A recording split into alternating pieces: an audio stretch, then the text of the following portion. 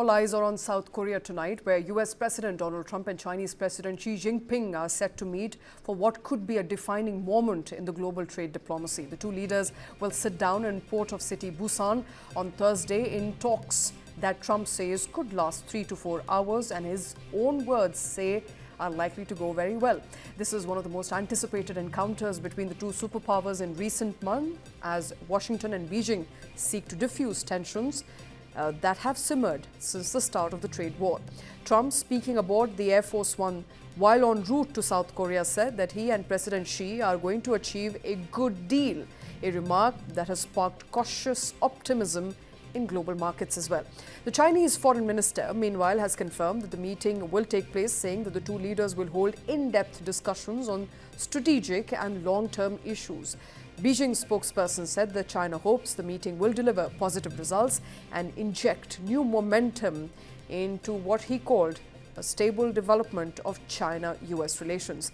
The stakes are high. The talks are expected to focus on reducing tariffs, easing export curbs on rare earth minerals, and addressing long-standing disagreements over high-end chips, soya bean, and fentanyl flows.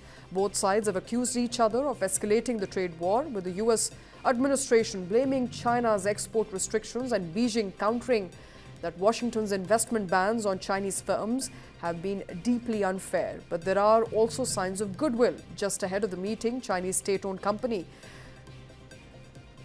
COFCO purchased at least 3 cargoes of US soybeans, which is first of any such deals from this year's American harvest, a move that analysts see as a gesture to reset tone before the talks. Now, President Xi will remain in South Korea until Saturday for the Asia-Pacific Economic Cooperation Summit and a state visit, while President Trump will skip the regional meeting but will remain engaged through bilateral discussions.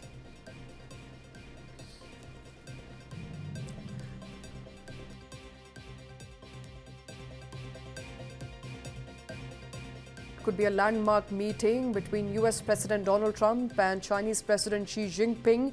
Both leaders are expected to meet in South Korea. The leaders will sit down in the port city of Busan on Thursday to talk trade. And Trump says he believes that the discussions will likely go very well.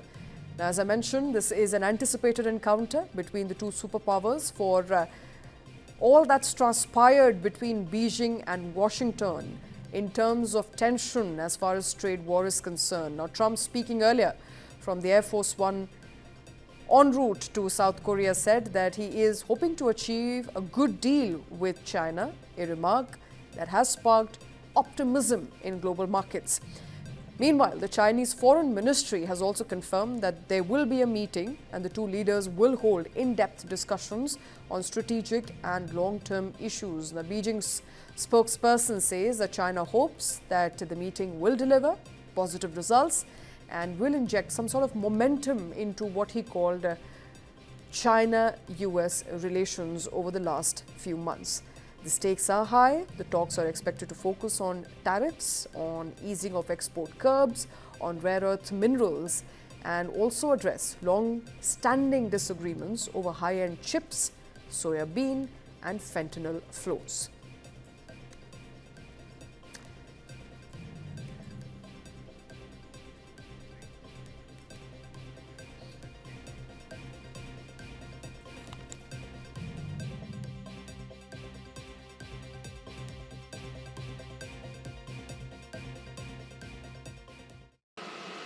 Donald Trump landed in South Korea on Wednesday for the final leg of his Asia trip. From the airport in Busan, the U.S. president flew by helicopter to Gyeongju, where he delivered a keynote speech at the Asia-Pacific Economic Cooperation CEO Summit. Trump, who is expected to meet China's Xi Jinping on Thursday, said he was hoping to make a deal with Beijing.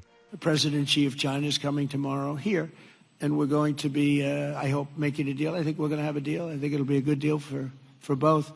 Before his meeting with Xi, Trump was also set for talks with South Korean President Lee Jae-myung to discuss crucial security and trade issues. The two allies announced a deal in late July under which Seoul would avoid the worst of the tariffs by agreeing to pump $350 billion of new investments into the United States. But talks over the structure of those investments have been deadlocked. Our deal with the Republic of Korea will be finalized very soon, like moments or very shortly thereafter. These agreements will be incredible victories for all of us because everyone is better off when we have stable partnerships, not plagued by chronic problems and imbalances.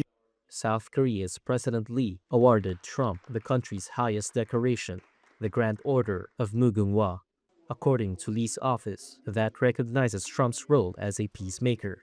Lee also presented the U.S. leader with a replica of an ancient gold crown.